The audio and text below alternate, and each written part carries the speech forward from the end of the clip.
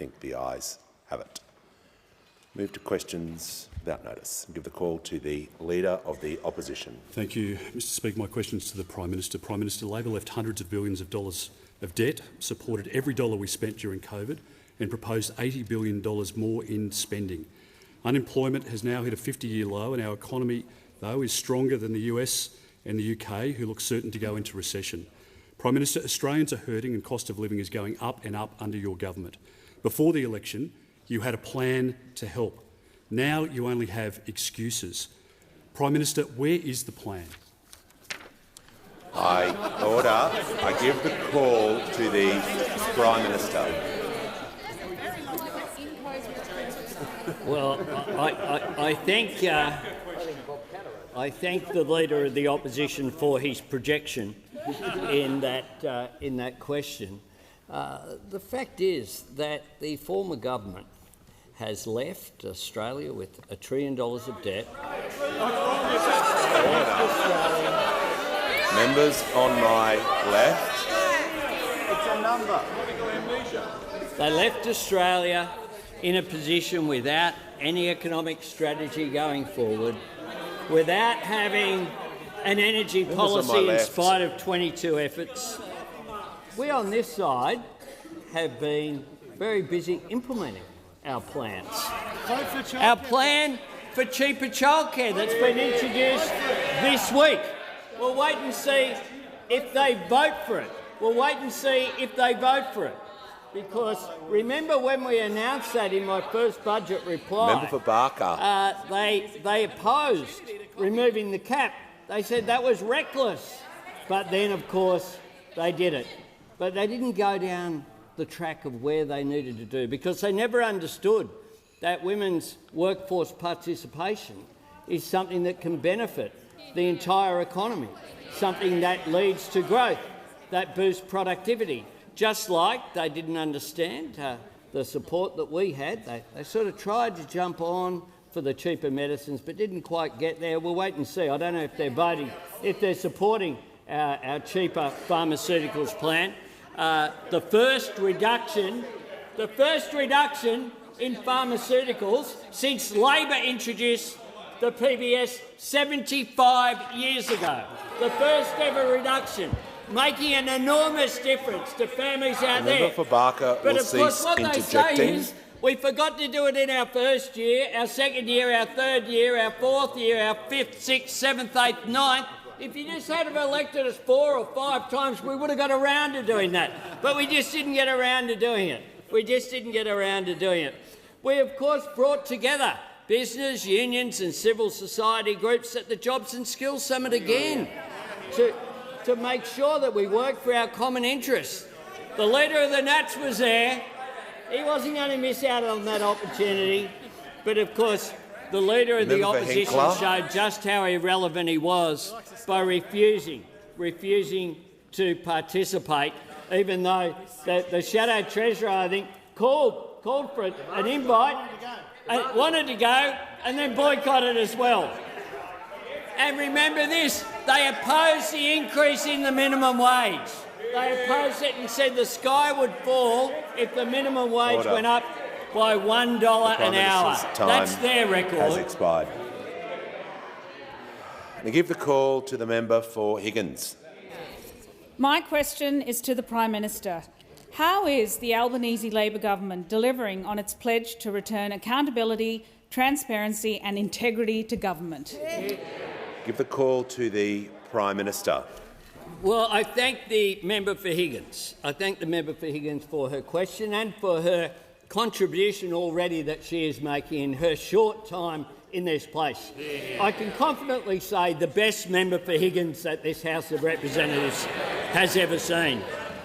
And the legislation that we introduced today is fulfilling yet another commitment. The introduction of the National Anti-Corruption Commission. Because quite clearly we do need to restore faith in our political system. We need to make sure that there's transparency, that there's accountability and that there is integrity. We said we would introduce the legislation and we did it today, and it delivers on our promises. We promised broad jurisdiction, And what this legislation does is will allow for the investigation of serious or systemic corruption conduct across the Commonwealth public sector by ministers, parliamentarians, their staff, statutory office holders, employees of all government entities and government contractors. We delivered. We promised that it would be independent, and indeed it will be independent, of government with discretion to commence inquiries into the serious or systemic corruption on its own initiative or respond to referrals. This legislation delivers on that. We promised oversight, and the legislation will be the body will be overseen by a statutory parliamentary joint committee empowered to require the Commission to provide information about its work. This legislation delivers. We promised retrospective powers, and we'll deliver that through this as well. We promised public hearings, and the Commission will have the power to hold public hearings in exceptional circumstances or where it's in the public interest to do so, and it will make the decision. It will make the decision as to whether there'll be public hearings or not. We promised that on findings that it would be empowered to make findings of fact and refer matters to the Director of Public Prosecutions or to the AFP, and we've delivered on that. And we promised procedural fairness, and this is contained in the legislation. Findings, of course, will be subject to judicial review. So this legislation delivers on all of our commitments. We're not the first government to go to an election committee, to a National Integrity Commission, of course. The former government did that. Prior to 2019, they just didn't get around to it. They just didn't get around to even moving the legislation, let alone passing it through the chamber. So we'll wait and see what those opposite do, but this legislation is worthy of support of the entire parliament. Order. Give the call to the member for Hume. Thank you, Mr. Speaker. My question is to the Prime Minister. The Deputy Prime Minister, the Treasurer and the Finance Minister have all failed to rule out increases to taxes on franking credits, negative gearing and superannuation. Given the strength of the economy and the budget confirmed today, will the Prime Minister rule out increasing taxes on hard-working Australians at a time of acute cost of living pressures? Give the call to the Prime Minister. I thank the Shadow Treasurer for his question, and I can understand why the Treasurer is so happy with life at the moment. So happy. Because they ask questions about taxes. The member for Hume has asked his question. See if you can work out what were the two highest taxing governments in the last 30 years. Because, to be fair, it wasn't the former government of which they were a part. They just ran second to the Howard government, which was even more. But of course, the Shadow Treasurer has had a bit to say this week. At the CIS. Now here he is. He gave a speech yesterday promising a back-to-basics approach. And boy, did he get back to basics. Here he is explaining inflation. I'm about to quote him.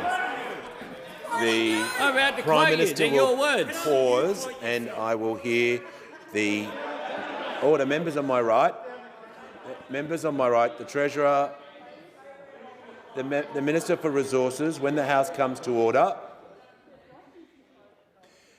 I'll hear from the member for Hume on a point of order. Relevance, Mr. Speaker. It's a simple question. Resume your seat. Resume your seat. You don't need to restate the question when you raise the point of order. It was a broad question regarding franking credits, other measures, taxes, and would the Prime Minister rule out increases dealing with cost of living? A very broad question. I call the Prime Minister. We're talking about cost of living. I'm about to quote the Shadow Treasurer about inflation, which has something to do with cost of living. And here's the Shadow Treasurer. Now, I read this overnight, trying to stay awake, reading the Shadow Treasurer's speeches. Now, here it is. The member for Herbert. Growing up on a farm, my dad, a farmer, explained in agricultural terms, inflation is more money but the same number of cows. Inflation is more money but the same number of cows. That was his great explanation. The price of a cow goes up along with the price of everything else. I got it straight away and I've never forgotten. The member for Hume will cease interjecting. He used to understand cows, but he's better with bull now. He's better with bull now. Because Australians know that those opposite on my left members will cease interjecting. With $1 trillion of debt, deficits as far as the eye can see, after having promised way back in 2013, they promised a surplus in their first year and every year then on. That's what they promised. That was the basis of the election. The Leader of the Nationals. They produced the mugs, but they never ever produced a surplus. And this shadow treasurer, if that's the best we can do, if that's the best that he can do, the member for Hume, then they really are at the bottom of the barrel. Order. There's far too much noise in the chamber. Members on my left and right will cease interjecting. I will hear the member for Bean in silence. I call the member for Bean. Speaker, my question is to the Treasurer. What are some of the pressures on the budget in October, and how will it start to deal with the economic challenges Australians confront? Order. The member for Hume will cease interjecting. The member for Hume will cease interjecting, as will the Manager of Opposition Business. I give the call to the Treasurer. Yeah, thanks very much, Mr Speaker. I take the interjection from the Shadow Treasurer. It hasn't dawned on him that the $50 billion that was in last year's budget isn't available for either side of the parliament to spend. This really should be obvious to the Shadow Treasurer, but it isn't. I thank the honourable member for his question and for the way that he represents this community here in Canberra. When the parliament next meets, I'll be handing down the October budget on behalf of the new Albanese government. And that budget will be handed down in the context of intensifying global pressures on the economy, pressures on spending here at home and pressure on Australian families as well. And we know it's not the usual thing to deliver a second budget inside a year, but these are not the usual circumstances. And over the past few weeks, we've been levelling with Australians about some of the growing challenges to the economy and to the budget. Some of those challenges are from overseas, like the downturn in global growth, but some of them are homegrown as well, like a decade-long failure to properly invest in skills or in cleaner and cheaper power. Some of these challenges are temporary and others have been building for some time and will take a little while to turn around. So these are the circumstances that we're working with as we put together this budget. And we begin with $1 trillion of gross debt in the budget's saddlebags. And what that means is that not every priority can be funded, not every issue in the economy can be fixed overnight. It means we do have to make difficult decisions, like we have with the fuel excise returning to its normal setting as scheduled in the legislation passed by our predecessors. And it will take more than one budget to clean up the mess that those opposite left and to build the better future that we all want. But the work has begun. It's begun when it comes to trimming wasteful spending. It's begun when it comes to investing in skills and energy and in our broken supply chains. And it's begun when it comes to providing responsible cost of living relief in a way that delivers an economic dividend and doesn't force the Reserve Bank's hand even more. And I wanted to say, Mr Speaker, and those opposite have been asking us about cost of living throughout the course of the week, if those opposite genuinely cared about the cost of living, they'd support our childcare package. And if those opposite really cared about the cost of living, they'd support our tax cut for electric vehicles. And if those opposite really cared about the cost of living, they wouldn't have spent the best part of a decade going after people's wages and working conditions, making it harder for them to make ends meet. Now, Mr Speaker, on Sunday, the member for Groom. Mr Speaker, I thought that the Shadow Minister for Finance made a humiliating error on Sunday when she said that those opposite wouldn't have any policies. But now that I see the intellectual horsepower in the Shadow Treasurer's speech and in the questions he asked in this place, I think it's probably for the best. Before I call the member for Ryan, I'd like to inform the House that we have in the gallery a former member and a former distinguished speaker. A very warm welcome to Harry Jenkins. I give the call to the member for Ryan. Thank you, Speaker. My question is to the Minister for the NDIS on behalf of the thousands of NDIS participants and their families in Ryan. Is it the Minister's view that the NDIS is costing too much?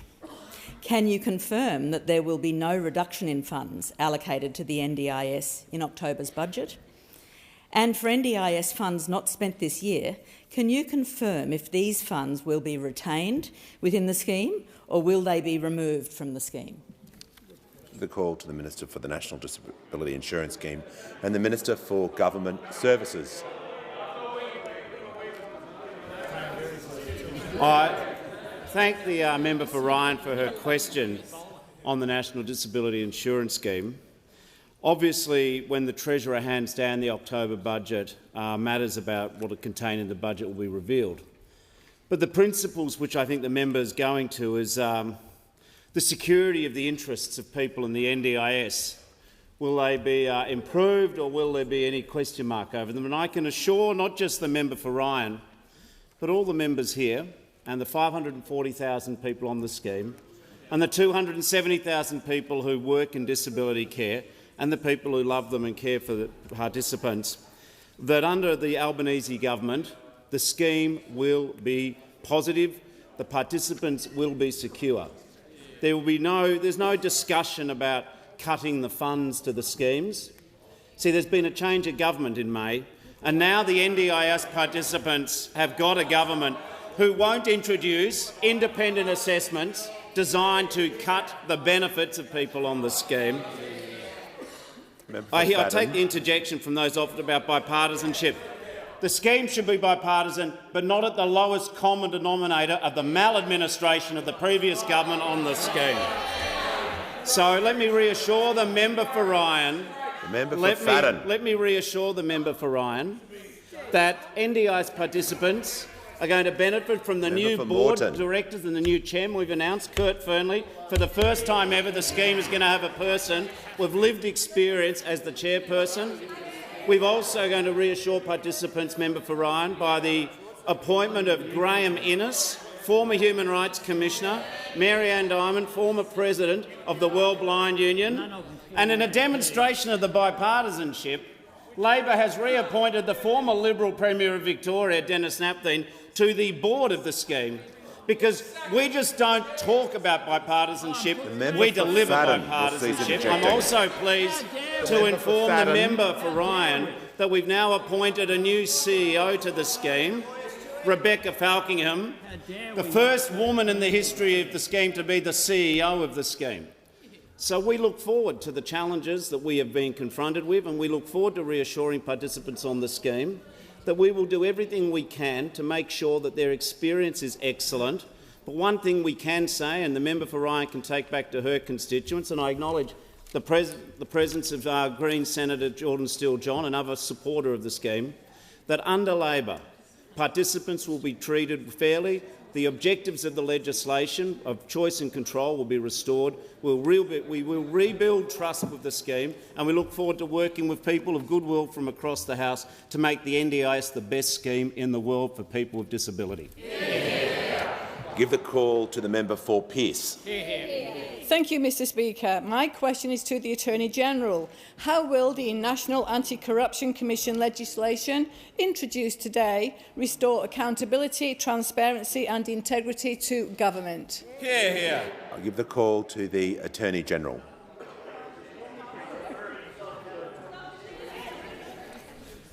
I thank the member for Pearce for her question. Today is an important day, not just for this government, but for this parliament and for the nation. Today we introduced to this House the first government bill to establish a National Anti-Corruption Commission. The National Anti-Corruption Commission bill delivers on a key election commitment, first made prior to the 2019 election, to establish a powerful and independent anti-corruption body at the federal level, a watchdog with teeth. It is a commitment we've never wavered from, and today we have delivered. The former government, having made their own pledge to introduce a federal anti-corruption body in December 2018 never even got to the stage of introducing a bill. The Commonwealth is the last jurisdiction in this country not to have an anti-corruption commission. It is past time for this to be fixed, and I'm proud the Albanese Labor government will be doing the job. Today's bill is the product of an extraordinary amount of work, and it has been shaped by constructive consultation with experts and with members of both houses. It aims to learn the lessons from existing anti-corruption commissions across the nation, balancing the need for transparency with the need to prevent undue damage to reputation. The ultimate aim of this body, once established, is both to prevent and expose corruption at the federal level. The Australian people sent a clear message at the last election that this is what they want. It is now incumbent on this parliament to deliver. Shortly after introducing the bill this morning, I moved a resolution to establish a select committee of both houses to scrutinise this bill. We welcome that scrutiny and the dialogue which will flow from it, reflecting our genuine desire for this bill to have support across this parliament. There can be no more important task of those elected to this place than maintaining the trust placed in us by the Australian people and keeping our democracy strong. Today's bill is an important part of that task, and I look forward to the support of members across this chamber. I give the call to the Deputy Leader of the Opposition. My question is to the Prime Minister, and I refer to the still advertised promise on the Labor Party's website, which says, quote, "We will cut power bills for families and businesses by $275 a year compared to today," end quote. Will power bills for families and businesses drop by $275 a year? And if not, why won't the Prime Minister finally apologise for breaking this promise, a promise he repeated 97 times before the last election, but not once since? I give the call to the Prime Minister. Thanks very much, and I thank the Deputy Leader of the Liberal Party for her question, Mr Speaker. And it goes to the issue of the cost of power in this country. And what we know is the cheapest form of new energy is renewables. We know that, and business knows that, and that's why our plan for cheaper, cleaner energy is supported by the Business Council of Australia but opposed by those opposite, supported by the Australian Industry Group but opposed by those opposite, supported by the Australian Chamber of Commerce and Industry but opposed by those opposite, supported by the Clean Energy Council but opposed by those opposite, supported by businesses, including investor groups, who all understand that Australia has the potential to be a renewable energy superpower. And just as individuals in their electorates, as well as in those represented on this side of the House, know that it makes economic sense to put solar panels on their roofs, not just to protect the environment, but because it lowers people's power bills. You make the capital investment, and then your power bills go down, and therefore it is economically rational to do that.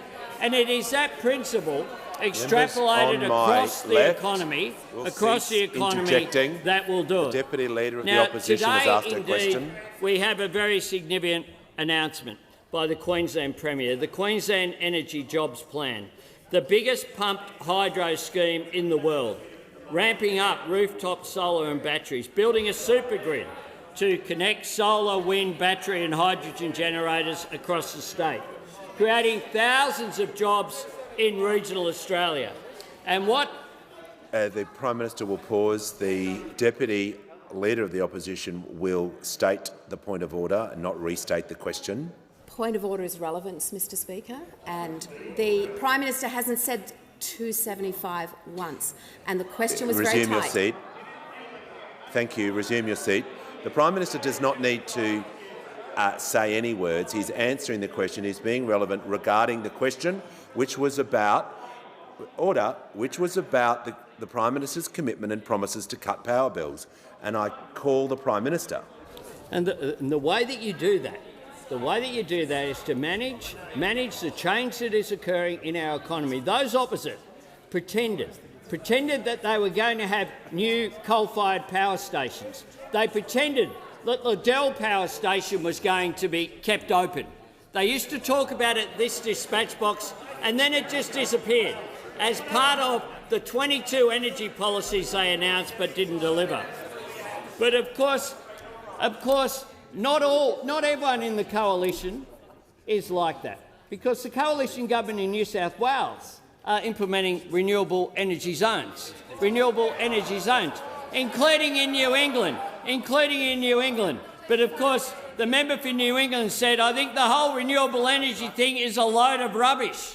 Order. That's their sophisticated the Prime response. Minister's time has concluded. Order. Members on my left. I give the call to the member for Macquarie. Thank you, Speaker. My question's to the Minister for Climate Change and Energy.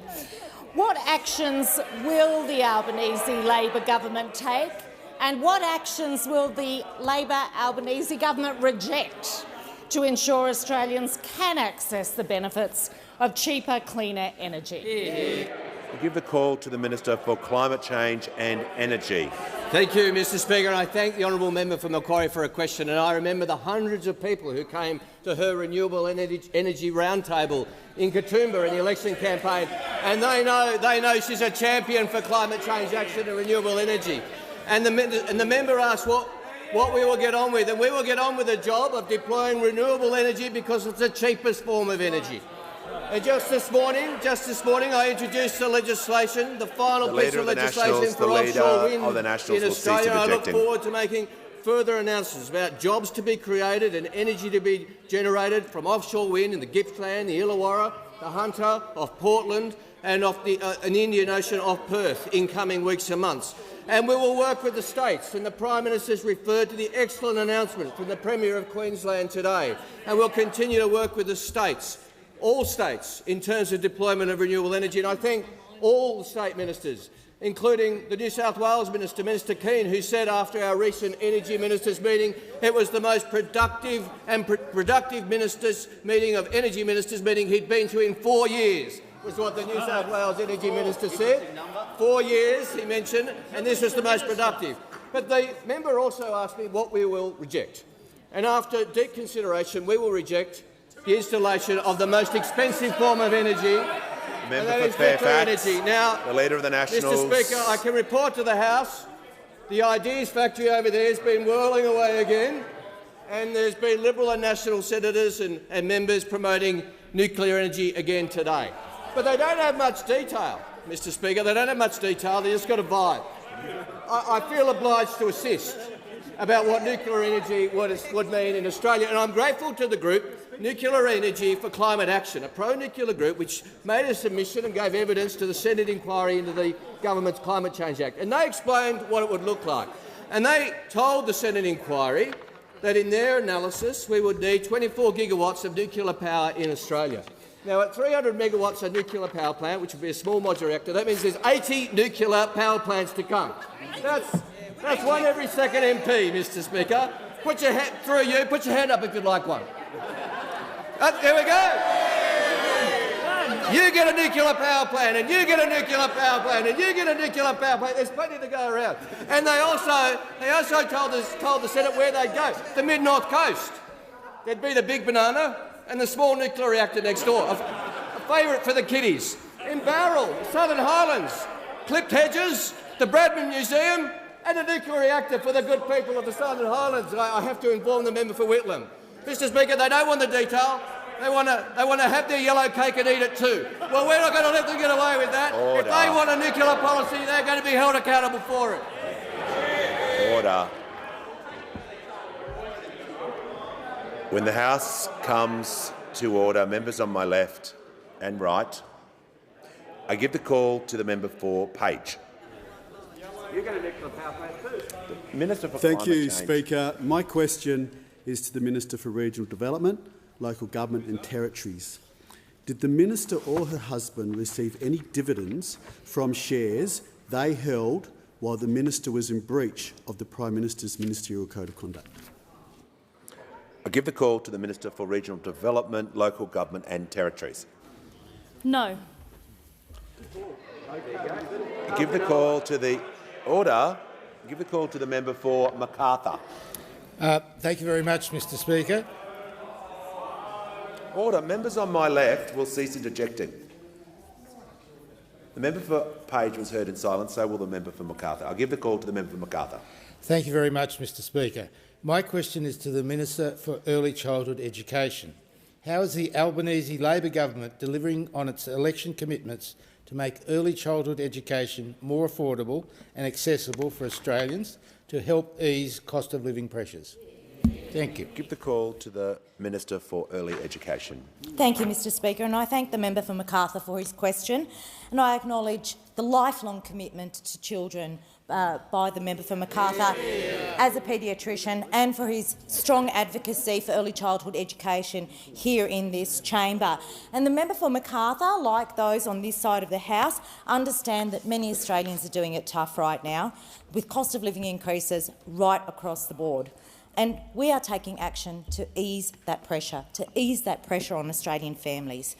Our early childhood education and care reforms, tabled here in Parliament yesterday, are the first step to delivering on our election commitment to make early childhood education and care more affordable.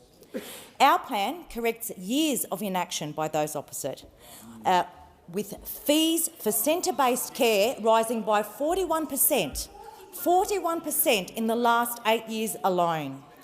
That high cost of early childhood education puts early childhood education beyond the reach of so many Australian families. And our government wants Australian families to have choice. We want them to have choice, and particularly women to have choice, who are most often the primary caregivers. But at the same time, Mr Speaker, we believe that the main beneficiaries of our reforms will be children, ensuring that Australian children have greater access to the benefits of that really important foundational learning. And our reforms will mean that 1.2 million Australians right across every state and territory will benefit, and that their children will be able to get more access and better access to quality early childhood education and care. But, Mr Speaker, we know that making these reforms possible, we need to undertake some really essential work to recruit, to train and to attract more high-quality early childhood educators to the sector. And this is something that I'm deeply committed to. We're already acting on this. We're bringing forward fee-free TAFE places. We've got our university places to build that pipeline for more workers. We're committed to wage growth, and you won't hear anyone here saying that low wages is a central part of our economic strategy. That's why we successfully argued for a pay rise for the most low-paid workers. And we're working to address the gender pay gap, as well as allowing the Fair Work Act to allow for multi-employer bargaining. National Cabinet has recognised the importance of this work, and we're working with state and territory counterparts through the National Children's Education and Care Workforce Strategy Implementation and Evaluation Plan. Mr Speaker, this government has done in our first few months what our predecessors failed to do over 8 years. And I look forward to continuing this work with the sector and doing what they... We'll give the call to the honourable member for Barara. Thanks, Mr Speaker. My question is to the Attorney-General. Can the Attorney-General inform the House of the decision he announced on the 2nd of September to relax regulatory restrictions with relation to class actions? Does he expect this will lead to more opportunities for class actions being funded by litigation funding businesses? I'll give the call to the Attorney-General. Members on my right. I thank the member for Barara for his question. One of the most extraordinary things about the conduct of the former government during the pandemic was that it found time, extraordinarily, to try to prevent access to justice for people, ordinary Australians, who are wanting to sue, large corporations, who are wanting to sue large corporations, companies with much deeper pockets than them. And in order to get access to justice, we have class actions. Now, cease interjecting. You would think that a government that actually cared about ordinary Australians would not have done what the former government did during the pandemic, would not have found time during the pandemic to engage in the sort of nonsense that the former Treasurer, the former member for Kooyong, engaged in, which included not just the introduction of a requirement for Australian financial services licences for litigation funders, but also included an attack on the continuous disclosure regime, which actually supports the raising of capital for all Australian companies. Now, what an extraordinary thing for a Treasurer of this country to do, but that is one of the things that the former Treasurer engaged in. Another thing, as I've mentioned, was the introduction of an Australian financial services licence requirement for all litigation funders. And the extraordinary thing— Attorney General will will resume his seat. Members on my right will cease interjecting. I'd like to hear the Manager of Opposition Business in silence on the point of order. It's a very specific question. Will it lead to more opportunities for class actions being funded by litigation funding businesses? Thank the Manager. The Attorney-General has provided a lot of context. I ask him to return to that part of the question before he concludes. We're very happy to restore access to justice for ordinary Australians. Order. I give the call to the member for Cunningham. Thank you, Mr Speaker. My question is to the Minister for Health and Aged Care. How is the Albanese Labor government easing the cost of living by delivering cheaper medicines to millions of Australians? Give a call to the Minister for Health and Aged Care. Well, thank you, Mr Speaker, and I thank the member for Cunningham for her question and for her really deep understanding of the importance of those great Labor legacies, Medicare and the PBS, in the health of her community, the community she has the honour of representing in this place right now. And that's why, Mr Speaker, Labor promised at the last election to strengthen Medicare and to cut the cost of medicines, and we are delivering on that promise.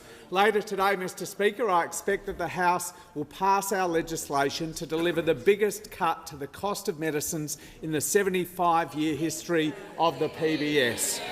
From January 1, millions of Australian patients will see the cost of their medicines cut from $42.50 to just $30. A patient filling 2 scripts every month will save $300 each and every year. Now, that's not just great for household budgets, Mr Speaker, it's also fantastic for the health of the nation, because we know from the ABS that as many as 900,000 Australians each and every year go without a script that their doctor has said is important for their health because they can't afford it.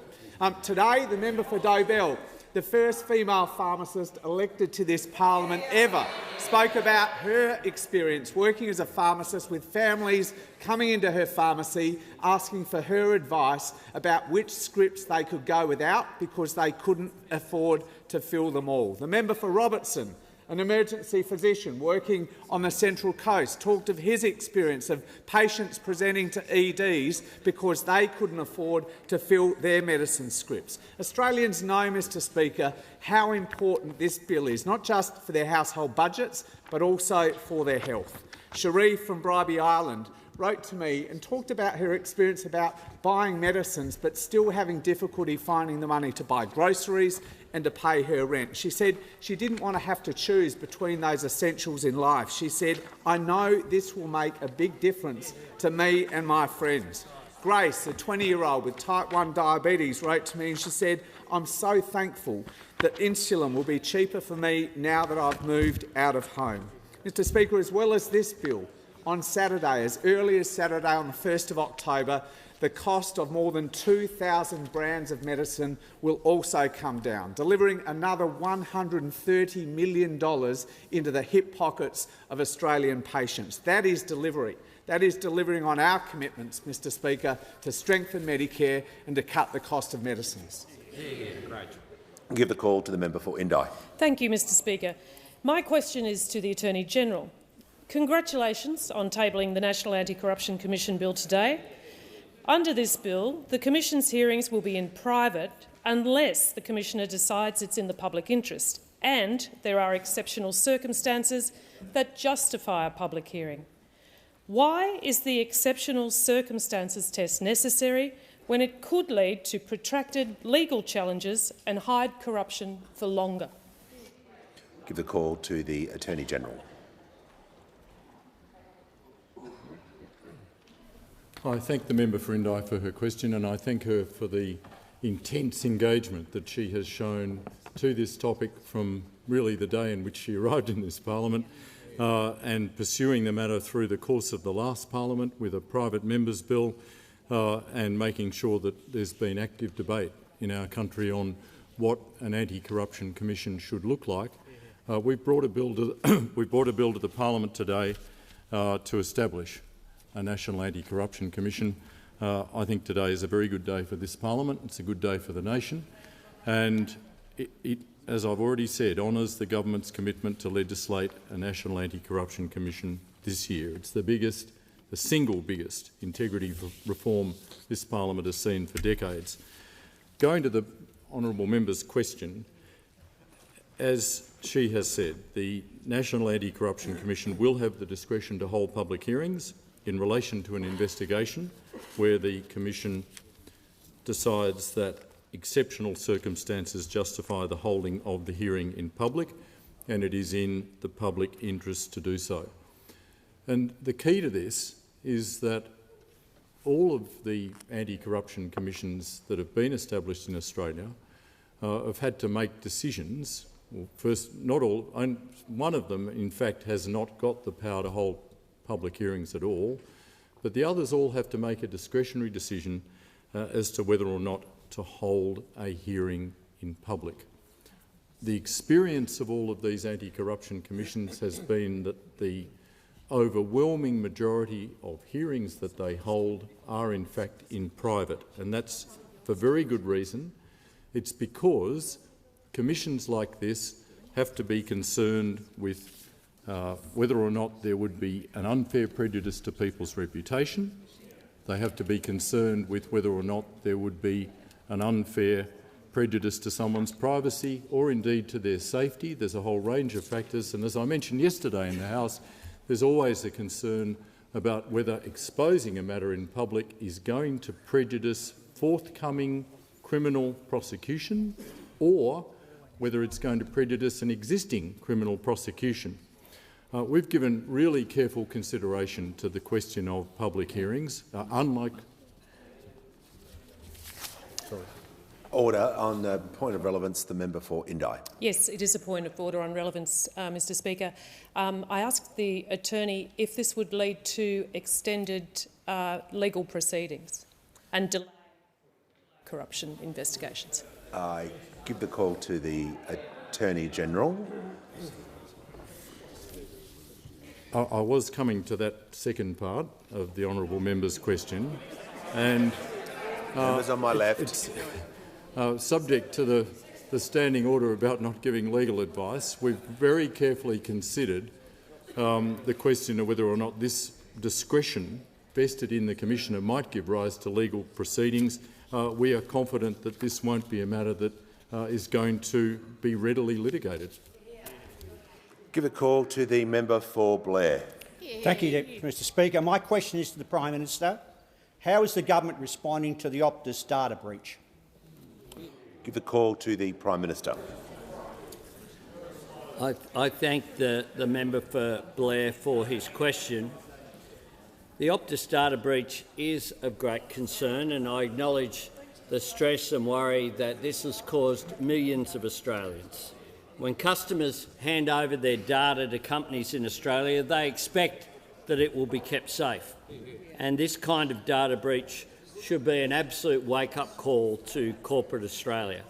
The government has been working with Optus around the clock to obtain the crucial information and evidence needed to conduct a complex criminal investigation led by the AFP in cooperation with the FBI.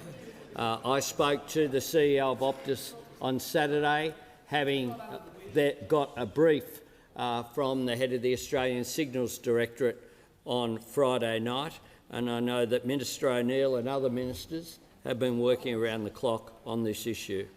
As the government continues to actively monitor risks for those customers impacted by the breach, our message to Australians is to be vigilant, not divulge data to unknown entities, and to take advantage of the credit monitoring services.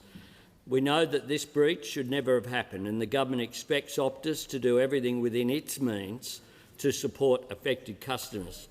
Clearly, we need better national laws after a decade of inaction to manage the immense amounts of data collected by companies about Australians and clear consequences for when they do not manage it well. We're committed to protecting Australians' personal information and to strengthening privacy laws through the Privacy Act review. Now, those opposite want taxpayers to pay for a problem caused by Optus and their own failures on cybersecurity and privacy regulation. I was surprised to read a media release from their shadow minister saying Labor must provide new passports for Optus victims. Labor. What that means is taxpayers should provide for that. Well, that's not our approach. We believe that Optus should pay, not taxpayers. And Senator Penny Wong, the Minister for Foreign Affairs, has written to the CEO of Optus, Ms Baya Rosmarin, today asking for that, and I table the letter from the Minister for Foreign Affairs to Optus.